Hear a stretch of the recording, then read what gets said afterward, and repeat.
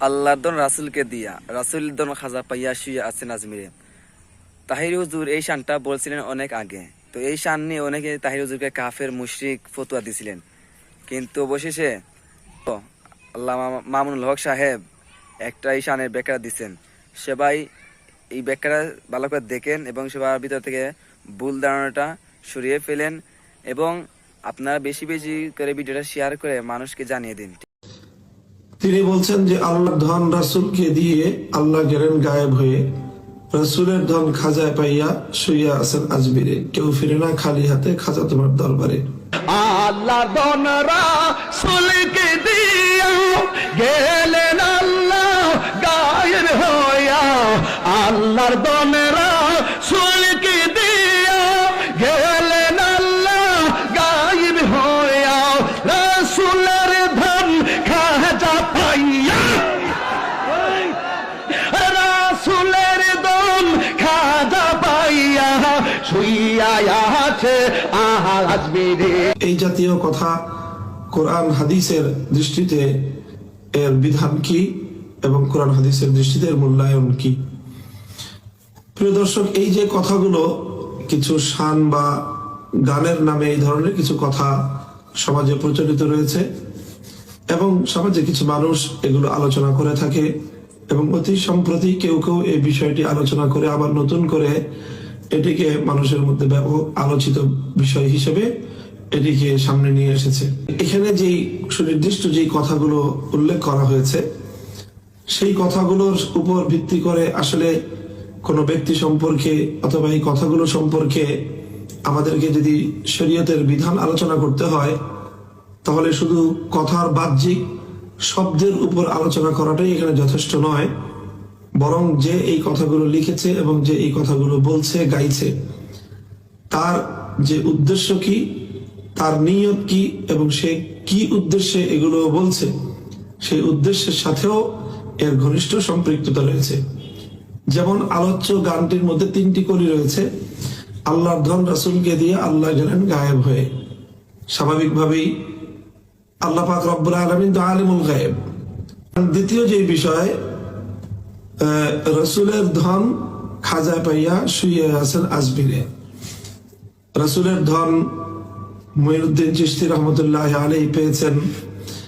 এর স্বাভাবিক অর্থ আমরা এটা ধরতে পারি যে আল্লাহর পক্ষ থেকে রাসূল সাল্লাল্লাহু আলাইহি ওয়াসাল্লাম ওহী পেয়েছেন, আল্লাহর পক্ষ থেকে আসমানি ইলম এসেছে আল্লাহ রাসূলের নিকট এবং আরো অনেক সরাসরি ফয়ুজ এবং বারাকাত আল্লাহর পক্ষ থেকে আল্লাহর রাসূলের কাছে এসেছে।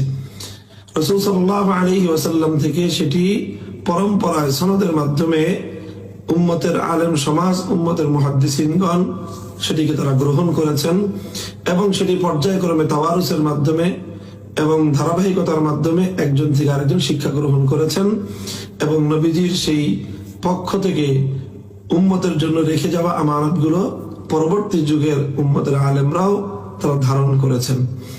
কাজে রাসূলের ধন বলে যদি এখানে বোঝানো হয়ে থাকে রাসূল সাল্লাল্লাহু আলাইহি ওয়াসাল্লামের ওয়াহির ইলম, তো সেই ওয়াহির ইলম পরম্পরায় মানে পর্যায়ক্রমিক ভাবে মুঈনুদ্দিন চিশতি রহমতুল্লাহ আলাইহি পেয়েছেন, এটি তেমন কোনো আপত্তিকর কোনো কথা নয়।